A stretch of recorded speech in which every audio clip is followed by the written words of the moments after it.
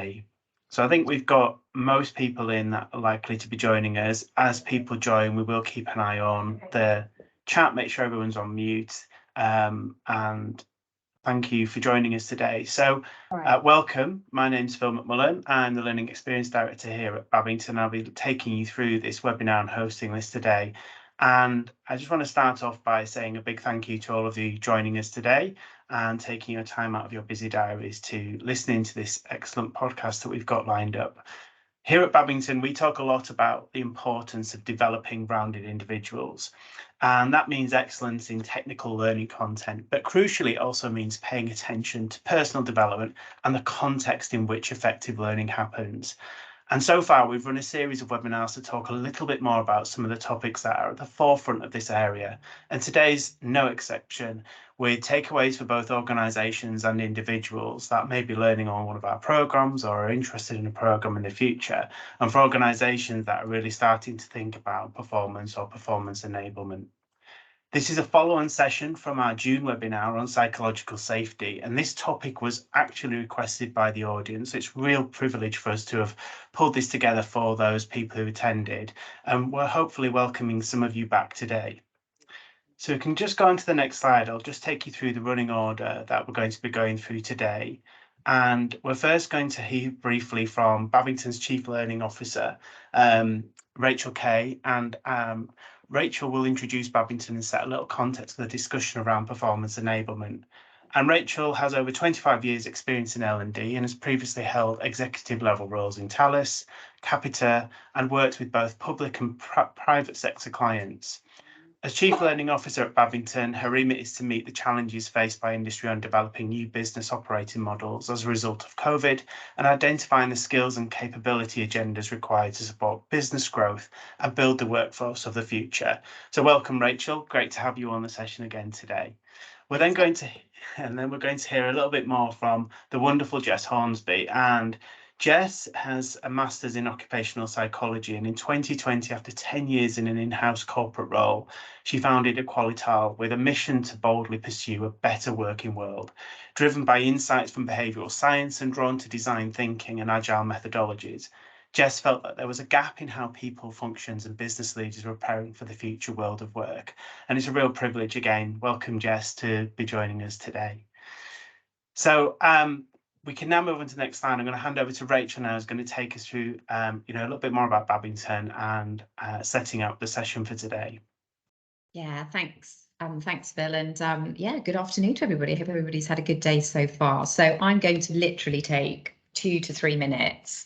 And then I'm going to hand over to Jess, because I, like you, are particularly interested in the subject around performance enablement. And in fact, even today, I was looking at somebody's post on LinkedIn where they'd been on a leadership away day, and one of the things that they called out that the leadership away day was focusing on was performance enablement, which I thought was quite interesting, that you would have probably seen the words performance management well, certainly probably a year or so ago. So I think it's really topical. But really quickly, for those of you that don't know, Babington are a learning organisation supporting businesses with reskilling and upskilling agendas, building talent pipelines using funded learning routes. We have a wide range of breadth and depth, so everything from HR through to L&D, project management, accountancy, programs, both bootcamp style and apprenticeships, Ofsted level 2.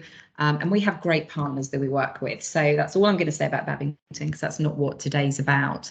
But actually, we just focus on the partners for 1 second. That's where we work with Jess. So Jess and I worked together at Thales. I was there for about 25 years as head of learning and ran their external learning services business. And Jess did some amazing work around performance at Thales. And I can see some people on the call actually that we also work with at Thales. So welcome to you as well. And great. So Jess is a great partner of Babington. So I'm absolutely thrilled and honoured that Jess and I still get to work together. So let's go on to the next slide and let's talk about really what is the big idea. So what I've been doing with my team over the last year is we've run a series of 4 webinars, lots of different subjects. And actually the big idea around this one is all around performance. I don't know about your organisation, but I'm responsible for driving performance in Babington. And we're always about how can we get the best outcome, the best business results, and how can we drive our line managers in order to support us to achieve those organisation objectives. And there's some stats here on the right hand side, and what these stats are saying to us is that line managers have a significant influence over such a large span of the workforce. So if that's the case, how can we ensure that line managers are really driving performance? We also know from our clients, and those of you who are on the call that are our learners, which I think some of you have joined today as well, is that, you know, the leadership pipeline and building leadership skills continues to be probably in the top 3 things for many organisations. In my experience in corporate world, which is where I've spent, you know, 30 years of my career, I've never met an organisation that said, you know what, we've done leadership, we're ready to move on now, let's go to the next subject. It is continual. And the idea around leaders managing and improving performance will always remain a hot topic. The current processes for performance management, again, probably like a lot of you on the call, I mean, how many have we added up in our professional careers? How many times we've either had a performance review or we've actually conducted one from a line manager point of view? And the question that I asked with my team and that we've been talking to Jess about is, are they a good use of time? How efficient are they? Are they getting the desired outcome? Are we just running the same process because that's what's been set up from a culture point of view? But actually, is it giving the returns? If performance management is about driving better results, have we got systems and processes and structures and behaviours in order to drive that? So that was sort of like one of the big questions in our heads. And you can see here from the notes that McKinsey have also come out with a statement saying by 2030, 11 million adults in the workforce will be unskilled still in leadership. Again, another burning platform for us to think about from a skills point of view. And that culture remains the #1 critical factor that organisations are focused on in terms of building a positive working culture. And that impacts both attraction of new talent and also the retention of talent. So if there wasn't a bigger burning platform around performance, you know, give me an example of something else. So that's really where we started our questions, is what's the latest thinking? What's being done, and how, if you want to, can you begin to make those moves into doing something which potentially will have a little bit more impact? So that's when we started talking with Jess, and she's been doing some work in this field. So without further ado, Jess, you're the big act here today, so I'm going to pass over to you, because you were described by Phil as the wonderful Jess, where I was just described as Rachel, but I won't hold that against Phil, and we'll talk about that later. Right, over to Jess then. Thanks, Rachel. That's a lot of pressure to live up to. But thank you, everybody. So I was delighted to hear on the last webinar that we ran on psychological safety that this was a session that you, the audience, wanted to hear. This has been something that has, I guess, bothered me for a long time, because I've worked, even before I was working in the space specifically of performance, as just an employee of an organisation. My manager was fantastic. She looked after my well-being. She advocated for me. She gave me opportunities to develop. But we weren't great at doing the whole system thing. We didn't necessarily log it. So we were invisible on any kind of system around performance. But actually, we were having such rich conversations, and I felt so well supported as an employee. Very lucky, I know, in times, because I've heard some absolute horror stories where that isn't the case. And on the flip side, I saw with my own eyes through the work that I did in HR, evidence of people who were super diligent, putting in their objectives, ratings, doing everything that they should in terms of the system, but actually they didn't necessarily feel supported. So I've always felt that something's not quite right when it comes to performance management. And I'm going to start with the big wide open question. So for people on the call that are in roles within HR or leadership, the big question I have is your approach to performance management driving better business results?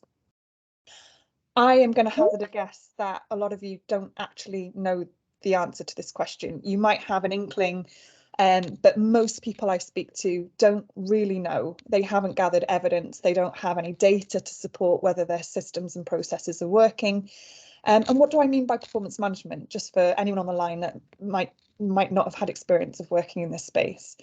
When I talk about performance management through this session, I'm really talking about that annual process of objective setting, annual appraisals, which come with ratings very often. You might be a manager who runs these processes, and you have to put your team into a forced distribution. So, you can't give everybody Excel. Some people have to be satisfactory. Some people have to be at the baseline level. So if you're a manager, you'll be very familiar with the performance management process as as it exists. And if you're coming from a company that was founded prior to the 90s, probably prior to even 2010, even up to really recently, actually, it's likely that you'll have some element of performance management baked into your organizational systems and processes. But is it working? That is the big question. So Coca-Cola actually did a piece of research on their own organization to find out whether their performance management process was driving better performance.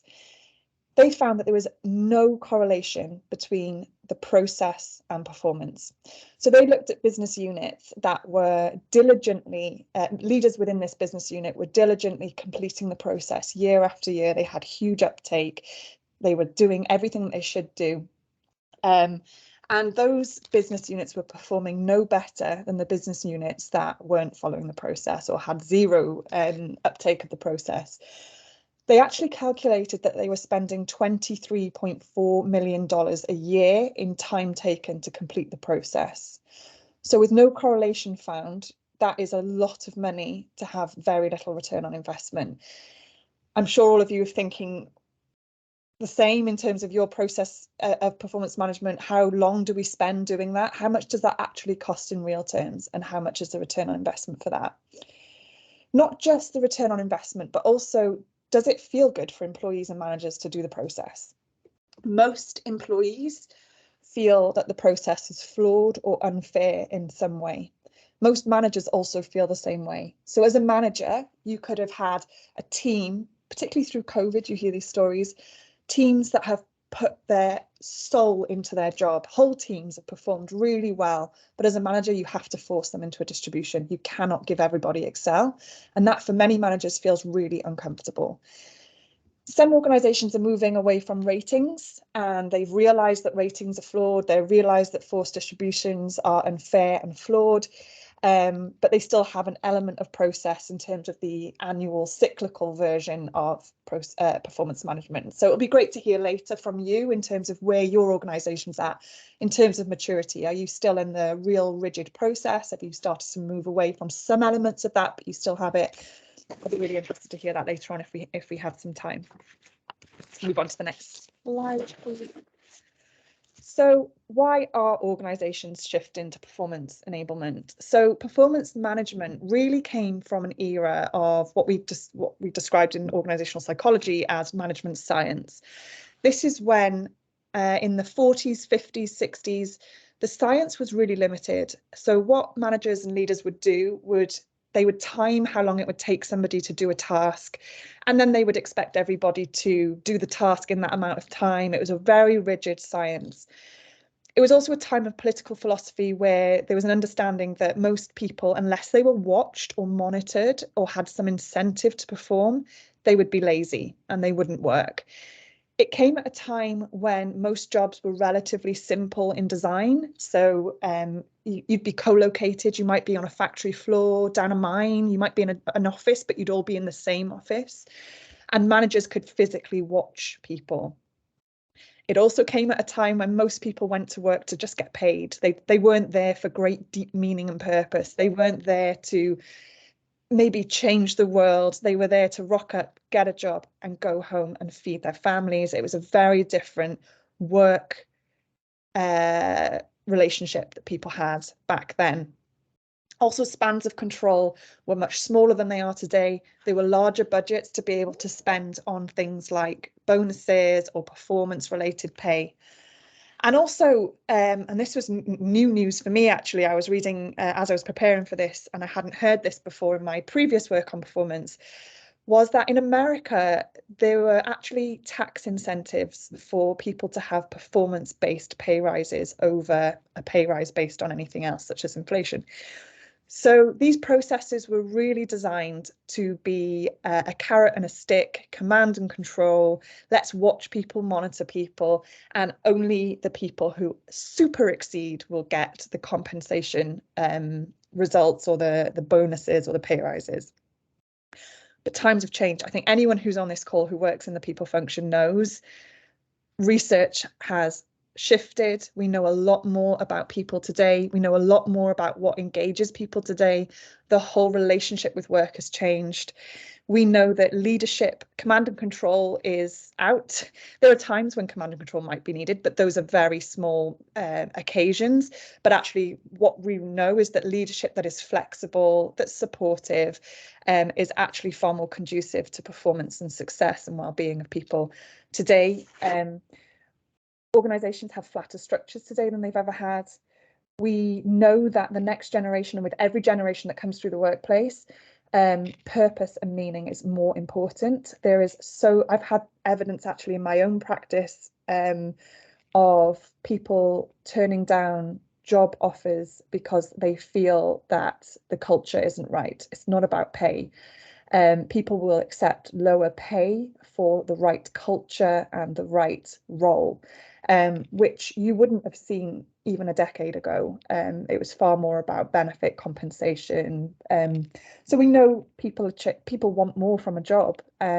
We also know that the work-life boundaries are more blurred now than they've ever been, and people don't just rock up to get paid and go home. They carry their work home with them.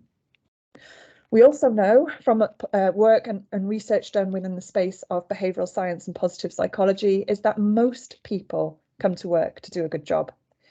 If they're not doing a good job, there's usually something in the way, what I describe as a blocker.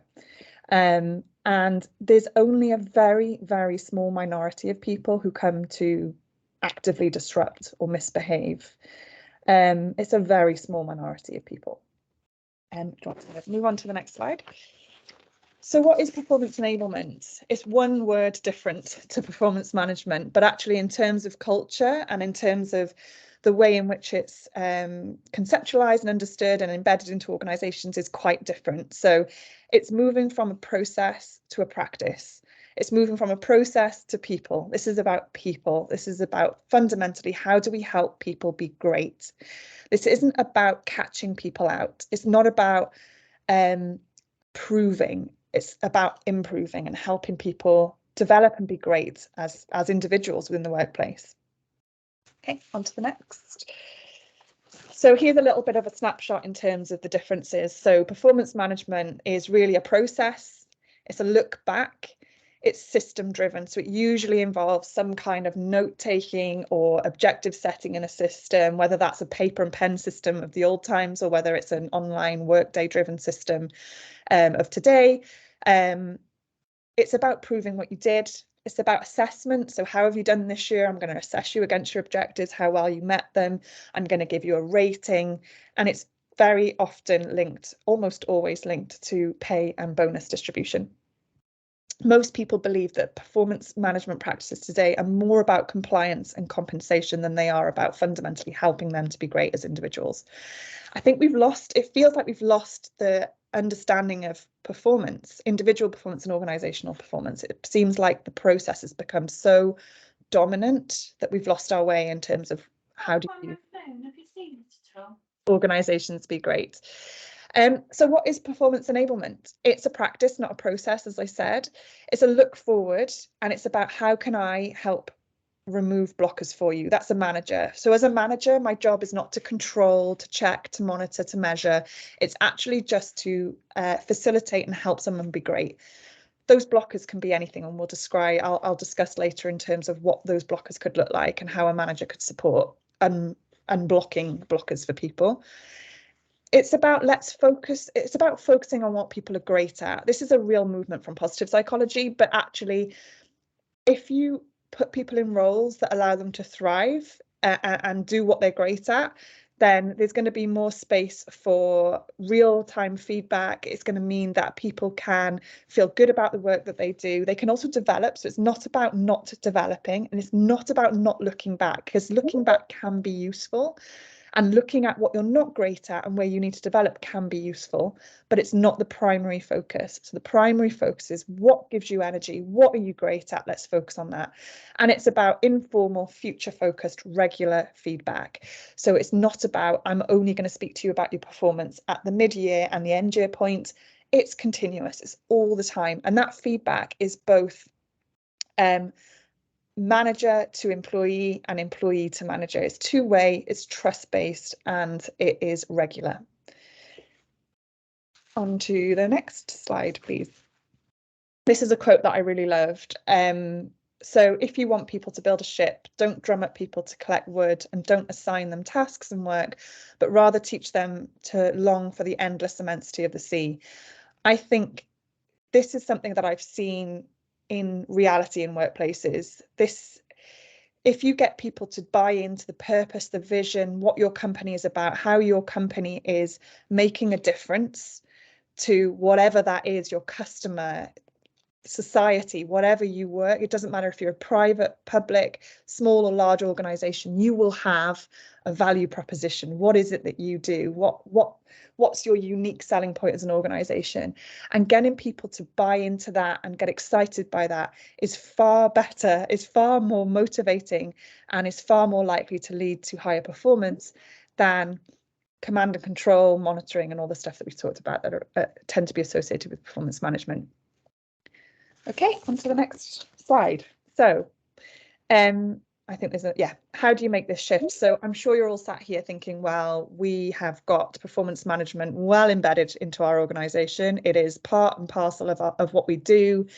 It might feel, some of the stuff I've been talking about might feel quite alarming, even in terms of, well, this feels like such a shift away from what we're doing.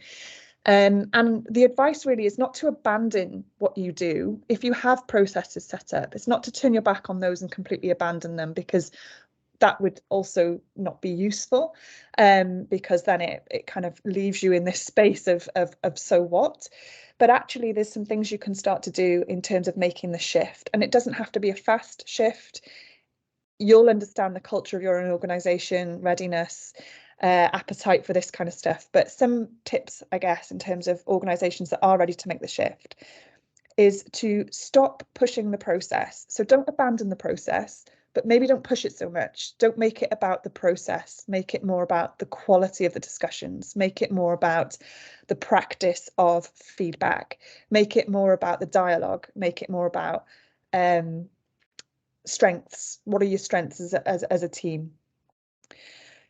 Stop conducting formal reviews at the mid and end year point, because that drives an assumption that as a manager, I've got 2 tick boxes that I need to tick, and then I'm done. My managerial role is done. I'm sure you've all worked with managers who only speak to their team when it's part and parcel of a process.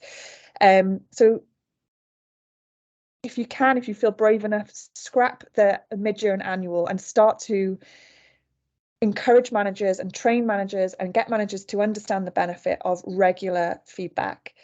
And also stop formally documenting objectives. One of the things that for me feels bonkers in a world that moves as rapidly as the one that we are in now is that to set objectives 1 year out, to have a strategy 1 year out is great. You want your strategy to be 3-5 years looking forward. That is what every organization should have, a long-term strategy and direction. But to set objectives that are 1 year out, to me, feels wild in a world that shifts as rapidly as ours does.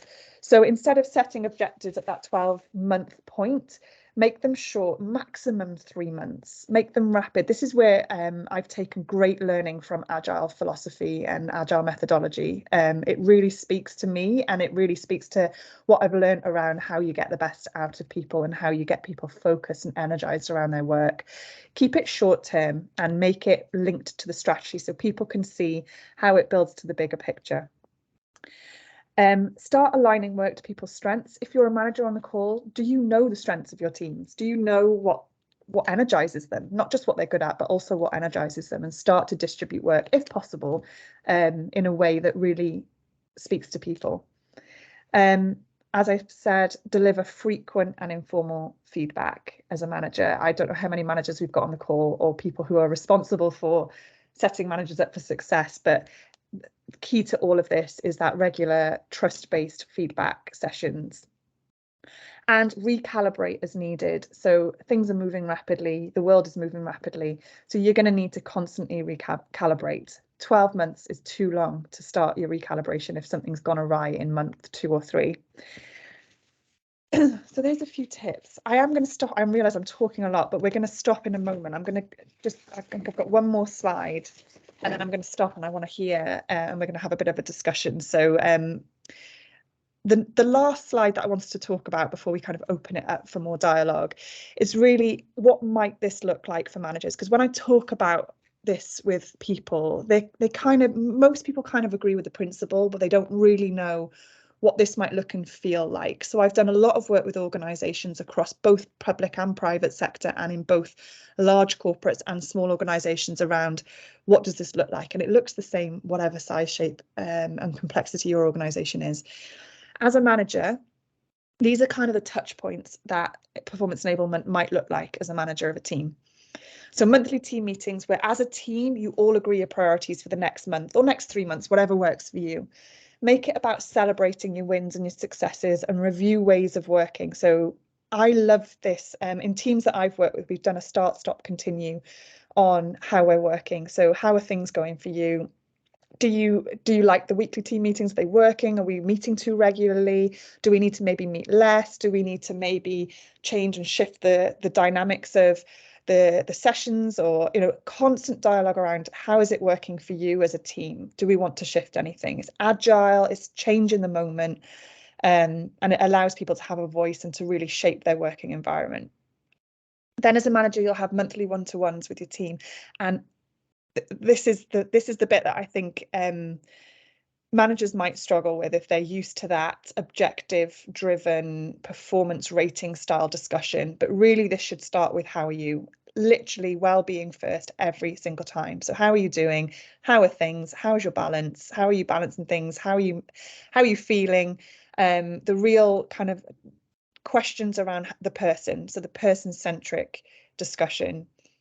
Then it's around what's energizing you, what have you done well, what are your successes, and then it's the blockers. What is stopping you or preventing you from doing what you need to do? And these can be anything. This could be a well-being issue, it could be an IT issue, it could be a hygiene factor, it could be the fact that somebody for the next month has got caring responsibilities, or it could be that it could be literally anything. And managers need to feel empowered to be able to make changes based on whatever that blocker is. That blocker could be that somebody feels they need access to research to be able to do their job better. It might be that somebody feels that they're more creative in the evening and they've got a big creative deliverable, and they'd like to just change their working pattern for the next month whilst they do some more creative work. I'm describing myself. I work really well in the evening. I'm very creative in the evening. So the 9 to 5 has never worked for me, even when I was studying. The 9 to 5 has never kind of worked for how I like to be creative. So if I have creative things that I need to do, I kind of like to shift my work pattern around. And so as a manager, do you have the autonomy to be able to say for the next month, whilst you've got this big creative deliverable, that you can log on in the morning when the team have our team meetings, but then log off and log back on in the evening? Just get creative with how you can help people be at their best. Part of it is deep manager reflection. So time to reflect on team performance, individual well-being and feedback. You can't rock up to these meetings without having reflected or be quite attuned to your team. You need to be able, it needs to be authentic, and it can't be agenda driven or last minute kind of I'm going to rock up and I'm not really listening because I'm distracted by something else. So being really present, being really authentic, and having time to reflect as a manager on your team is part of this practice. And then multi-level feedback. I think I've probably reiterated this point enough.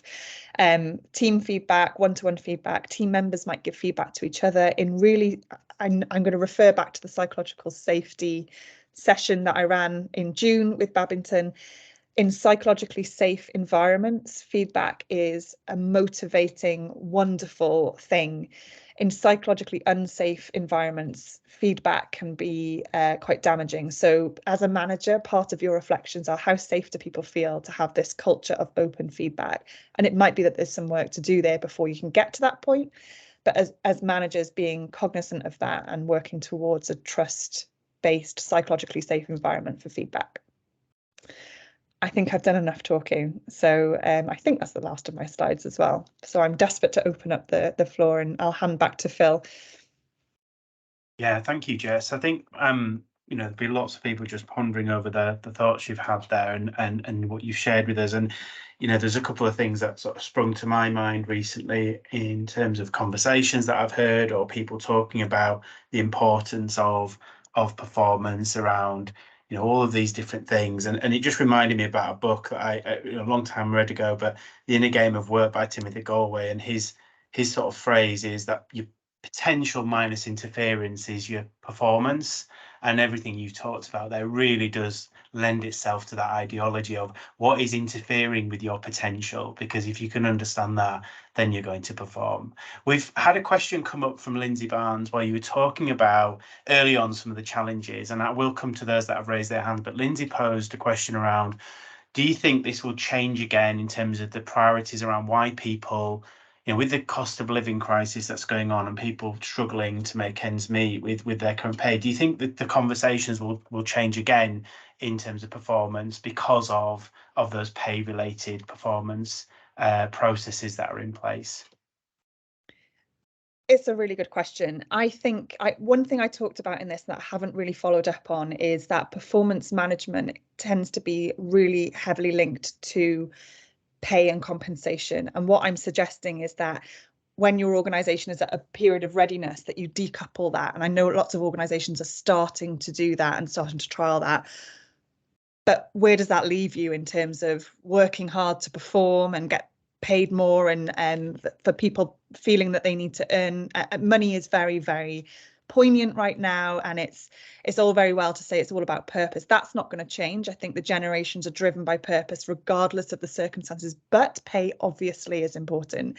So if you're going to start decoupling your performance management processes with compensation and bonus and those kind of schemes, then what do you do? How, as an organization, how do you make sure that you're attracting and retaining and keeping the talent, and also people are paid fairly for the work that they do? And really what the organizations that have been brave enough to trial this, and Coca-Cola was one of them, and the advice, and also Workday are also a company that are shifting to performance enablement, which is interesting because I'll see how the system changes as a result of that shift. But the advice really is to pay well, so pay well as an employer, grow pay slowly over time, fairly over time, share the wealth, so profit share. So it's a team effort. As an organization, we work hard together to achieve things together, and if we do well, we share the wealth, and invest in non-financial reward. That doesn't mean to say that organizations can't support people short term during a crisis. This is different, I think, to performance management. It's a different conversation. It's a different problem. Hopefully this isn't a long-term problem, although I don't know where it's going to go. But I think keeping this purely to performance, and actually if there's something around pay and the way in which you're paying people and they can't afford to live, that I think is a separate conversation. But I understand that it is super relevant right now, and it is something that people are thinking about. But it has the potential to distract from the message of performance. So performance management, is that helping people during the cost of living crisis? What is that giving people, the traditional methods? I think it's a separate but poignant point. Thanks, Jess. Just so everyone knows, we've also got as part of our conversation now, and I'll come to you, Sarah, next. I know you've got your hand up patiently. We do have Claire Moore and Dom D'Amelio on the call with us as well, who are part of our panel of experts. So Claire is our head of delivery for professional services, and Dom D'Amelio is one of our leadership management specialist trainers, and both of them have a wealth of experience in this space and topic. So we've got Rachel, Jess, Dom and Claire available to answer questions, but I'm going to come to you now, Sarah, for you're patiently waiting your hand up. What's your question for the panel there? It's not so much a question, it's for me to hear what Jess has just said. It was quite refreshing because I work for debt management, part of the Department for Work and Pensions, and we actually scrapped that rigid annual sort of review each month, meant quite a few years ago now, and we have already got in place that monthly one-to-one. We are currently looking at including more into that one-to-one, so it's not just a case of giving staff feedback on some checks that have been done. It's about their well-being, it's about, you know, their development and everything to do with work, really, even just a general conversation. And I think, and that does work really well. So I think, like I say, it's quite refreshing to hear that should be sort of how it's done. So just, yeah. Sarah, is it okay to ask to share a little bit then about what impact? Are you, I assume you're a line manager because you've been part I'm a of that, HO. or are you? Yeah, okay. So have you got any feedback for the group around what changes you're seeing? Were there any lessons learned when you made the transition that you can share with the rest of the group? I mean, the transition was quite a long time ago now, so I wasn't necessarily part of that, as in, well, I was, but as an advisor at that point. So that did impact on it. It was nice to get away from the feeling that, I don't know, like one advisor to another can work just as well, but be marked differently. And I think that caused a lot of sort of upset within different areas. So for me, that was great to move away from that. For staff going forward, we're just starting to obviously implement a bit more into that. So we're literally just looking at performance at the moment and quality assurance, and the two do link. Yeah. And I think we're starting to make the staff and team leaders more aware of what this is about. We're not, you know, checking checks for the sake of checking checks. It all links into managing performance and quality assurance. Okay, thanks. Great. Thank you. I think it'd be really great. I don't know if anyone's on the calls just thinking, how does this all work? You know, how do you make this shift? And I know, Jess, you touched on some of that. I guess one of the things that I wanted to sort of explore with you, if it's all right, was what is the link? And this is to anyone on the panel, but I'll start with you, Jess, to sort of think about what do you think the link between this kind of subject and wider company culture is? You know, what kind of impact do you think this could start to have for organisations?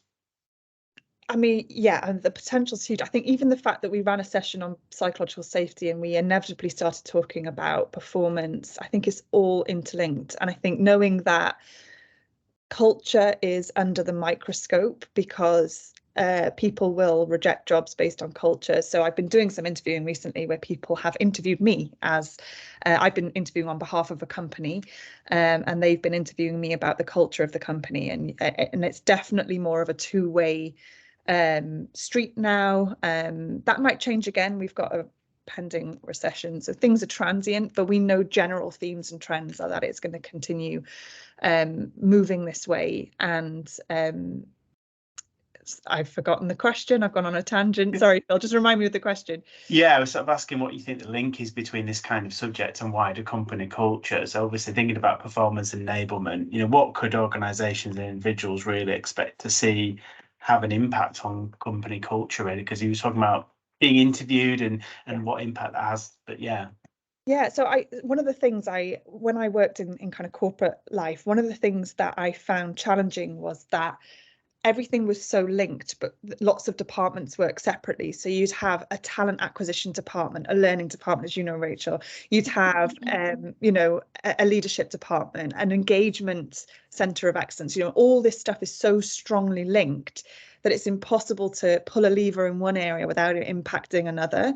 And so I think for people functions, being joined up and seeing the bigger picture is pivotal to this working, because it's not just about performance management or enablement. This is around the employee value proposition. It's about actually how do we attract talent by developing them in different ways and keeping them excited and engaged in ways that are novel and reflective of the society. Like, we know right now that there's more jobs than there are people. So actually organizations getting quite creative with what good looks like in talent, you know, all of this stuff helps organizations perform better, helps people be more engaged. It's so interlinked that it's sometimes quite challenging when you work in a large corporate and those kind of functions are separated and work relatively separately. So I've actually worked with smaller organizations since I left corporate, and in some ways it's much easier. In other ways it's more challenging, yes, but in some ways it's much easier because you're able to see the big picture as a people professional. Yeah, absolutely. Claire, you've raised your hand there, so I'm just wondering, I want to bring you into that point as well, and that question. Yeah, so today I'm with Dom and we're having the Leadership and Management Team Building Day in Derby, and it's really interesting what you've said about different cultures. So we're bringing together 2 leadership and management teams, one which was ex-People Plus, when we now have the merger with Babington, we're all one team.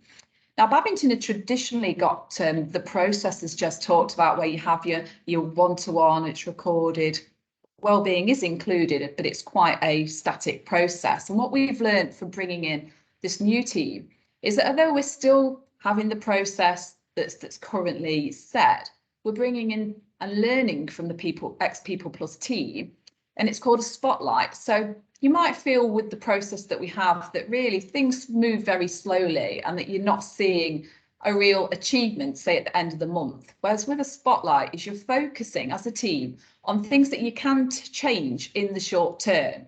You're focusing in on those areas. So it could be, say for us, it's engagement. And then you're reviewing at the end of the week, you've targeted those learners that needed that extra support and those employers, and then you're celebrating it at the end of the week. So that's within your span of control and you're looking forward, but you're still aligned with the system of performance management with the company that you work for.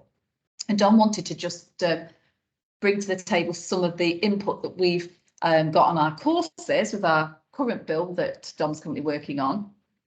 Yeah, ladies and gents, typically leadership management facilitators love the sound of their own voices and also stories. So I'm going to tell you a few stories. I hope you don't mind. Firstly, Jess mentioned there about how managers, or staff perform better if they're being watched. A survey done in the early 1940s in America, known as the Hawthorne effect, proved the fact that when you're watched or you change conditions, you normally tend to perform better.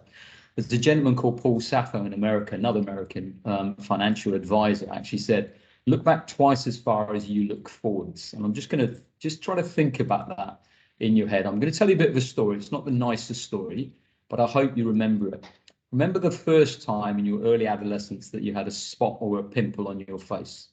And we're all used to using performance management as a performance management bell curve or curve. So imagine the bell curve as a spot on your face. The red part on the spot is always the part that's irritable, but you don't do a great deal about it. We always tend to use the edge of the spot to do something. And the bell curve said that 68% of people, staff that come to work and perform and do their job, we tend to leave alone. We don't tend to spend a huge amount of time on them because they do what they want them to do. But the 13% on either side of the curve, the underperformers and the overperformers, or the overachievers and underachievers, it's where we tend to focus a lot of our performance management on. If you're doing your maths thinking, Dom, you've missed out 6%, they're the 3% that we really need to focus time on, what you call the zone of delusion for a lot of people in companies. And obviously the burnout zone, and also Rachel mentioned a couple of things about people who are struggling at the moment. Gas prices are going up. What are we trying to do? We're trying to bring money in. So the bell curve is probably the system we used to use. We focused a lot on the two ends of the spectrum rather than sort of having a really nice flat platform. What have we learned recently? Edwin Locke said that we really need to think about feedback. Jess has mentioned feedback quite a lot. What does feedback look like in performance management? So throughout our teachings, especially in Babington now, we think feedback is imperative, but it's done in different ways and stages. It can be done having a coffee. It can be done when you're in a lift. It can be done when you're walking outside. It doesn't have to be a really, really formal process, but also being brave in order to receive feedback, but more importantly, to give feedback, having that trust within your team in order to do that. And the last thing I think that we've learned is coaching. Jess has highlighted quite a lot. We use coaching within performance management. That performance enablement should be more of a coaching process rather than I'm going in, I've got to make sure I've hit my targets, service level agreements, KPIs, and any other abbreviation that comes to the top of my head. And it should be more of a two-way thing. So you're trying to make sure that the person receiving the performance actually is the person driving that conversation. So it's a two-way thing rather than the old type of process of being one way. And what we try to do is to adapt that within all our teaching by saying, make it a two-way process, give the empowerment to really the coaching in this role.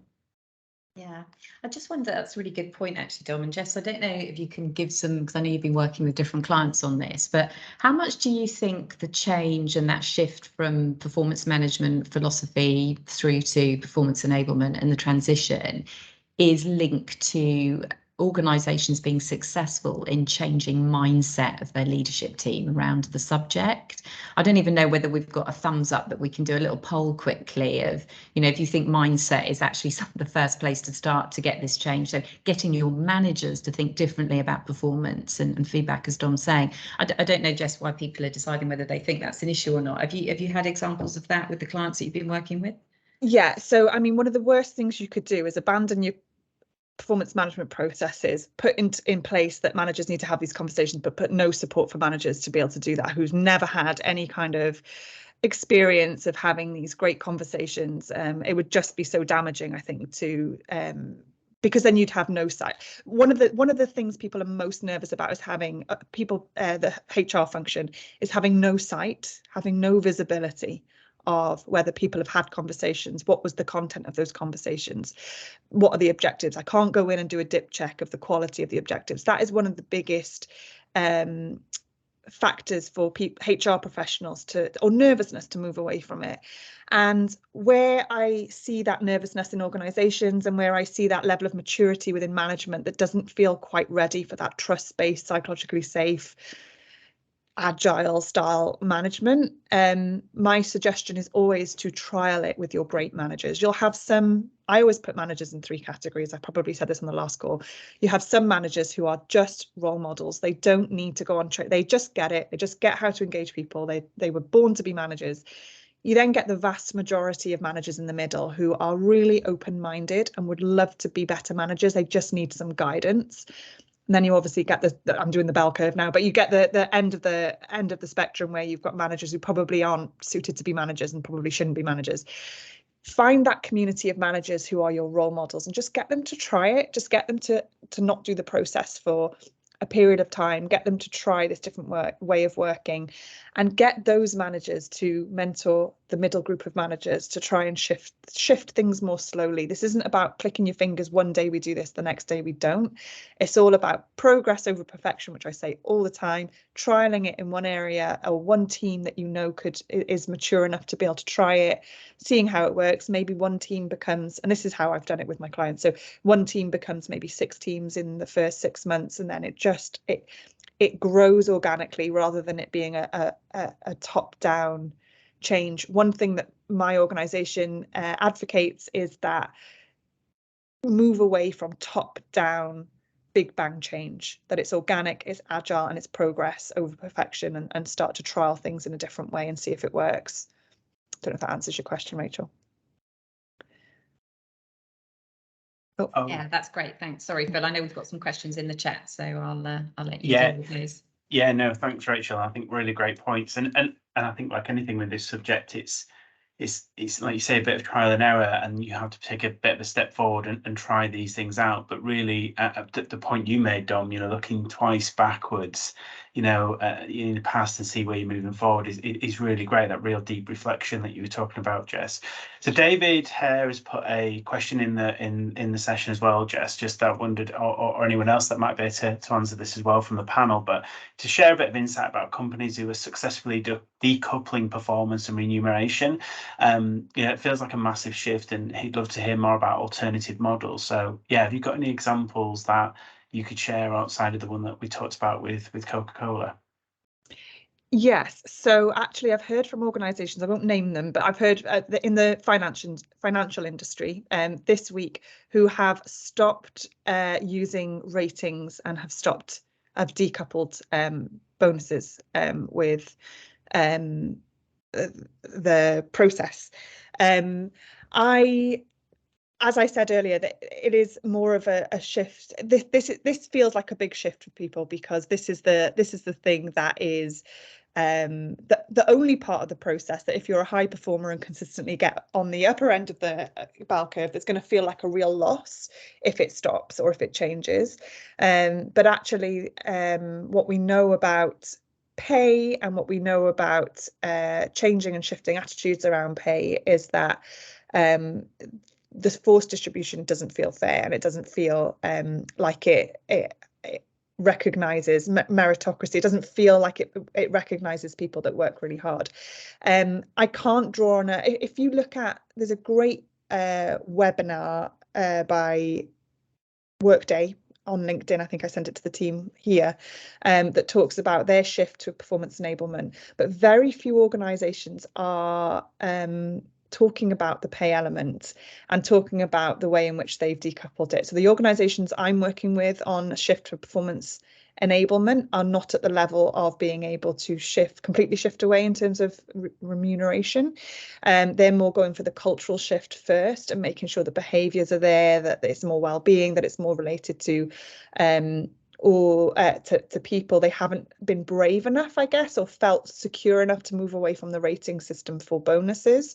So this is quite cutting edge stuff, I'd say, in terms of the shift. I think I don't think we have an awful lot of evidence to draw upon of organisations that have done it. I think organisations that have done it are maybe coy about sharing how they've done it or how that's worked. So I'd say watch this space and keep researching in this space, because I think we'll hear more about it, but in my own research it is difficult to see examples of and case studies of that happening.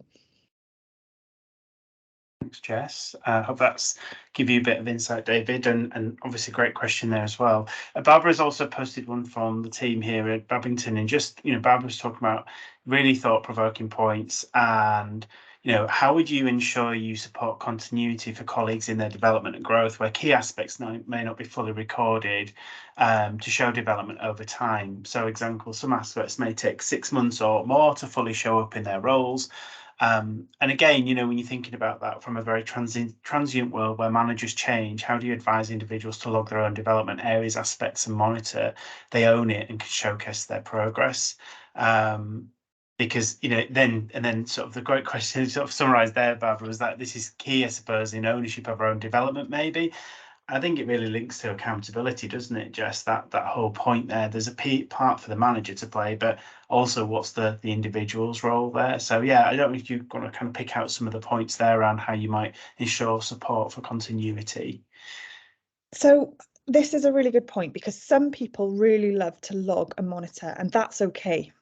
You can still log and monitor and be really methodical about how you understand your own personal development, or as a manager, how you understand your team. That's not something we're taking away from people that take value from that. So with one of my clients, they were saying, actually, we like to fill out a system. We love it, and I've come from the engineering industry where, people like having a process, and they're quite process driven people, and that's okay, and they can have that process. So one of my clients, what we did, we had a spreadsheet for those that want to monitor and log and progress and track, but it wasn't mandatory. It was there as a supportive tool rather than a command and control checking monitoring tool. And also it's in collaboration with your team. So if you as a manager like that but your team don't, then it needs to be a compromise. But actually there is no reason why individuals can't still log and monitor and track their own performance and development. But in terms of an organizational level, you'll know your people are developing because the performance will go up. It'll feel like you've become a more competent organization at the macro level. At the micro level, at the individual level, I think it's about what works for the individuals, what works for the managers, and through storytelling, not necessarily through box ticking, I'd say, in terms of development. Thank you, Jess. I don't know if Claire or Dom or Rachel want anything to add there before I move on to the last question.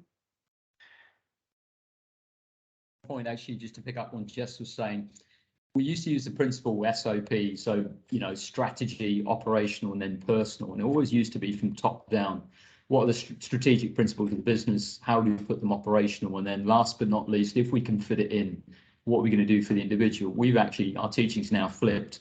If we can get the buy-in and empowerment from the personal side, then we can move to operational and actually strategic. So actually, if we've got the buy-in, Jess was saying, do we need to keep a really rigid personal development plan, CPD log? We could, if that's your methodology and you like list taking, but actually start from bottom upwards. Start with the personal side. Claire, what do you want in the next 6 months, 4 months, 12 months to develop you as an individual? We might use that in your working day job operationally, and actually it will help us long term. So that's how we've sort of flipped that SOP with this, and now it's POS.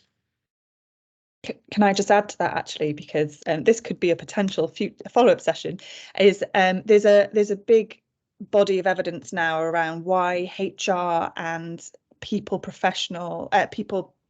functions should introduce design thinking into the way in which they come up with people, practices, policies, process, putting the user, which is the employee, at the centre of your design. And this is very much what drives my research, my practice, my design work, is that what works for people, essentially that's all that really matters, what works for people, and design in that way and be design led. I don't think HR typically see themselves as designers, but I think we all are, and particularly in L&D, you know, you're designers. And that's, if we see ourselves as designers and we start to develop ourselves as designers and learn the techniques of design, then I think it will add huge value to our function and the way we can support our businesses. Yeah, and I think that neatly leads me on to Harrison's question, actually, because he's posed the point around they have a mix of PM and PE over the last few years. However, the routine of performance management is still deeply engaged. We normally receive our objectives as late as February and start having to write our end of year in early October. So it can feel like achieving goals, KPIs, is very narrow in its time focus. I think it just shows, doesn't it, that if the people side hasn't been thought through, the design thinking of the process hasn't been there, you know, you've left a really unusual frame of reference, haven't you, to do that work. So, you know, what could you suggest to getting the SLT to let go of these big yearly milestones? Is that one for me? Or yeah, Jess, I mean, anyone, but I'll start with you, Jess, but yeah, if there's anything Claire and Don want to add. Yeah, I mean, I've worked with very resistant senior stakeholders almost all of my career, and I think probably the first slide that we had up is probably the most impactful around, if you're sat here thinking, do I know whether our performance management process actually adds value, has a return? It's quite an easy exercise to look at. Get a set of your managers who you know do it diligently, calculate the time spent per year, roughly, it doesn't have to be exact figures, that are spent doing performance management, and get some figures together, because that will speak to your senior leadership, that will speak to your stakeholders who are relatively challenging to influence. You know, being able to influence in this space also has a requirement for people in people functions to be able to speak commercially and business in a business savvy way to our stakeholders. And I think hopefully this presentation has shown that there is a financial imperative. It's not just about making people feel great. There's also a financial imperative to reinvesting that money that is spent or wasted on performance management into a much more return rich practice. That would be where I'd start. Anything, Claire, Dom, that you want to sort of add to that, or make sure that we can? Yeah, Phil, I did promise I was going to bore everybody with theories and principles. One of the most successful car companies in the world at the time, in the early 70s, was Toyota. They introduced, you know, the whole Kaizen or agile methodology. And one of the things that's seldomly talked about is actually involving people at the lowest point. So any decision that you make, whether it's performance management, whether it's operational, a new IT system, whoever it affects the most, that's the person you should be talking to first. So almost, you know, top down or bottom up to the top, really. So if you're going to introduce a system there's a lot of resistance from the SLT level, what does it actually feel like? Put yourselves in somebody's shoes 10, 15, 20 years ago. And whilst that's incredibly difficult to do, you know, as adults, we're trying to put ourselves in a child situation. I don't know what it feels like to be 18 anymore, but I remembered some of the feelings. Let's go and speak to a group of 18-year-olds. Let's go and speak to our staff to actually remember what it feels like. And Kaizen Principles always talks about going right down to the bottom level to see what it feels like. Because sometimes I think members at that level completely forget what it actually feels like.